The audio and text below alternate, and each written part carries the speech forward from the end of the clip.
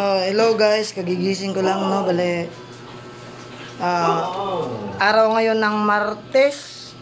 Tapos mayroon tayong bisita, yung best friend ko, yon si Orlan Magno no. Bale may good news tayo guys, siya yung makakabili ng aso natin.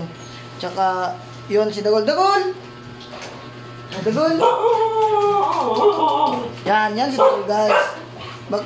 Back to back uli yan siya guys no. Tapos ito yung mama, si Luna. Nag-shading na po siya ngayon guys no. Si Mickey na umayos na yung balahibo niya. Nagkaroon na siya ng balahibo guys. So ngayon bibili na ngayong araw na to ni Mr. Orlan Magno yung aso natin no, yung si Dagol. Bali si Dagol is 2 months and 7 days.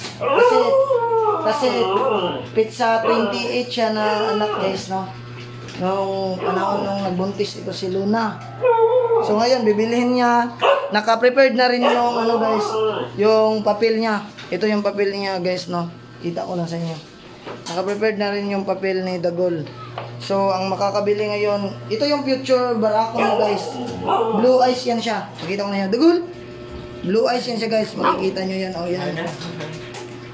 Yung pagkakabili niya, syempre hindi naman po siya magkalayo sa akin guys na. So bininta ko lang ng 15k, pero yung 15k na yan is ano lang yan, yung tinatawag nating friendly price lang yan siya.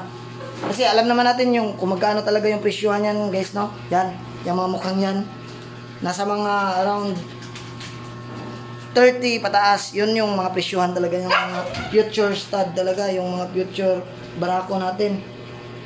Katulad niyan, binili ko ng 40k. Kita nyo naman sa mga previous video ko, yung binili ko yan ng 40k doon sa Jinsan. Tapos 3 hit niya bago nabuntis guys no. Yan. So kukunin na ni Mr. Orlan Magno. Yun. Tawagan lang. Yun. So maliksi guys ha. Makikita nyo. Maliksi talaga yan. Pero hindi natin maiwasan. Darating yung time na syempre maninibago sa area. Yung mga bagong owners na. Di ko nila. Bago ko muna siya dito. Dagol! Alay sa naman.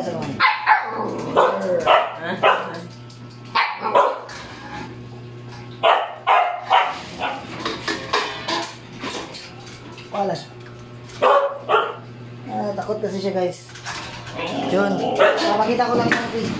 Dito yung piece siya yung Dagol guys.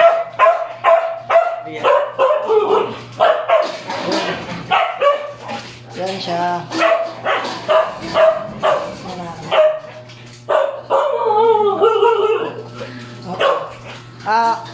Tapos ano guys, bali mag-aano na siya no, payment yun, bibigyan na siya ng bayad. Pakibilang na lang, bilangin niyo muna yun. Picture stud guys so Miguel na. Yun. Start 15. Yun na nga guys. 15k to guys. So, maraming salamat ngayon. First time ko na guys na nakabenta kang Dagol guys no. Sayang patay lang yung kasama niya. Bali ito yung ano guys, ito yung pinavet ng kapitbahay namin guys. Ito siya. So, ito yung naging result. Sana sa susunod hindi na masakit. Wala nang mga kapatid na mamatay. Yun lang. Maraming salamat.